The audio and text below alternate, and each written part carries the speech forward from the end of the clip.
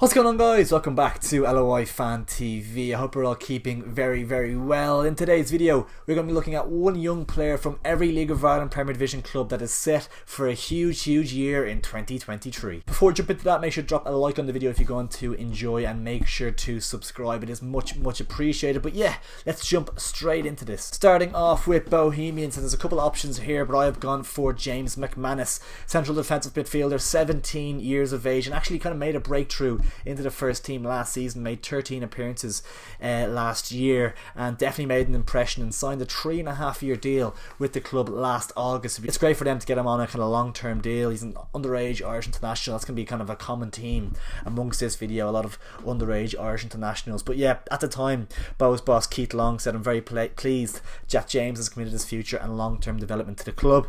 James is everything that you look for in a player, very professional, has a good work ethic and a great attitude to go along with his talent and ability, and at 17 years of age he has a great future ahead of him." Cork City, I've gone for Franco Ume, if that's how you pronounce it, apologies if not. He's a forward, 17 years old, made a little bit of a breakthrough last season, 2 appearances for Cork in the first division, but he looks like a really promising player. Again, an Irish underage international at under 18 I believe, and a lot of championship clubs have been credited with an interest in his services, including Preston North End. Of course, they've brought over the likes of Alan Brown and Sean Maguire from Cork in a kind of recent enough years, and it's no surprise that they're looking at Franco, a really talented forward. And I know it's going to be maybe tough to get into that Cork side, maybe a tough team to break into. When the team's in the bottom, they don't really tend to give the young players a chance, but maybe Cork will be different this year and he will get an opportunity, because he definitely is good enough to maybe make an impression this season. Saw a cool picture of him actually impressing a couple of years back. He might actually make that move at some point, but yeah, I think he could be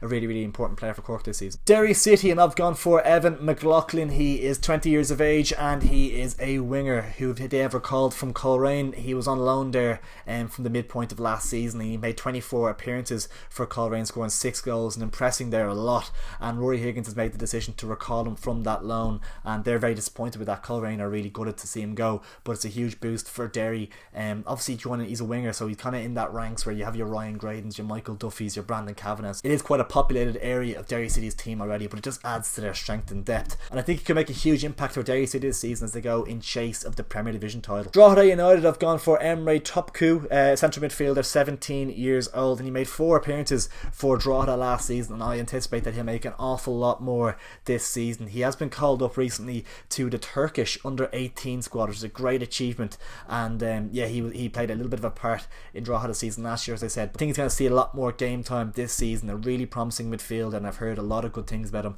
and I'm really excited to see how he gets on this year. Dundalk, I've gone for new signing Hayden Muller, a 20-year-old centre back that they've brought in from Millwall. I haven't seen an awful lot of him personally just yet, but going off what Stephen O'Donnell says, it sounds really promising. He said Hayden is a good age, has lots of ability, has good pace, and is great on the ball. As a centre back, a modern day centre back, that sounds perfect for what Dundalk are trying to do in the football they're trying to play. He also went on to say that he picked up first team experience by going on loan to St Johnstone last year, and he was doing really well and was really highly thought of there before being called back by Millwall due to an injury crisis at the club. He's a footballing centre back who can also play at right back and has great potential, so this is a player that can give them a lot of versatility across their back four, which is huge for Dundalk, and can be a player that really elevates them this season. Shamrock Rovers, and no surprise that I've gone for 18-year-old midfielder, attacking midfielder Justin Ferrajai. Obviously everyone will know the name. He made a big impression last season. He played in the Premier Division, played in the Champions League, he played in the Europa League. He was fantastic for Shamrock Rovers, and he looked a real prospect, and he's definitely somebody you could see breaking into the Irish senior setup at some stage.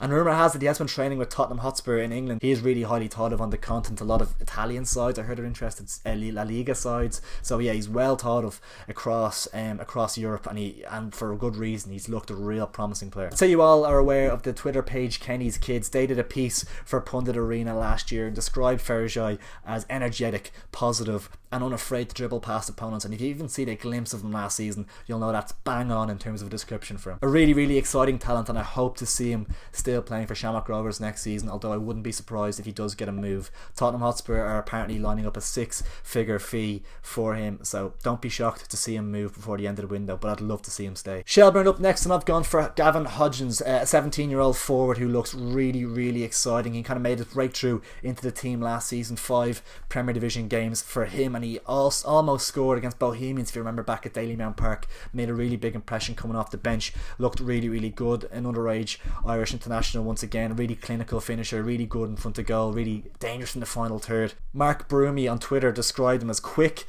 He has good positional awareness, very good technically, isn't afraid to drop in deep to receive the ball and drive at the opposition back line. So I anticipate Gavin Hodgins to have a really exciting season next year. I'm really excited to see what Damien Duff can get out of him. For Sligo, I've gone for Caelan Barlow, who signed a 2-year deal with the club back in November of 2021, and he looks like a really exciting talent. He's represented the underage Irish setup from 15s to 17s and I think 18s now as well, if I'm not mistaken.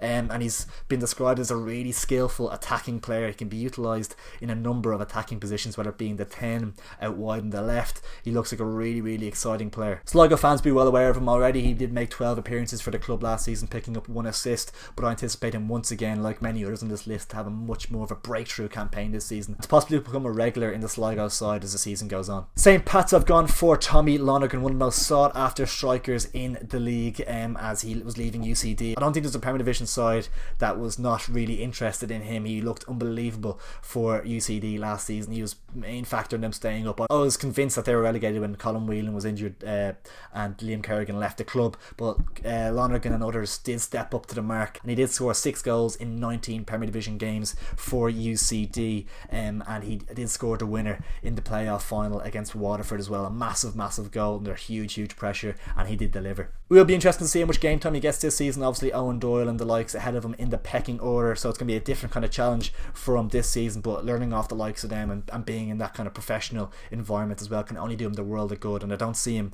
being in Ireland for too much longer. I think he's going to have a great season this year, and we'll potentially see him get a move over to maybe an English side by the end of the next campaign. That'd be my prediction for Tommy Lonergan, because I think he's a really hot prospect. For UCD then, it's kind of a case of I haven't got a clue. Like I was looking at Andrew Dempsey's transfer tracker. If you don't know what that is, make sure to go check out our previous video where we looked at all the updated ins and outs across the Premier Division so far. But yeah, for UCD, they haven't really confirmed any players that they've re-signed, so yeah, we'll leave it at that, I suppose. But there's no doubt there's going to be some unbelievable talents coming through, but it does remain to be seen for UCD. But guys, I hope you did enjoy the video. Let me know what young player you're most excited to see down in the comments below. Did I miss someone out from your club? Please let us know down below. If you did enjoy the video, please make sure to drop a like on it down below. It really does help us out, and make sure to subscribe as well. Go check out all our socials. We're all over everywhere. We're going to get a lot more active across them as well, with some really good exciting content coming in the very near future. I really appreciate you guys tuning in, and I'll catch you in a little bit.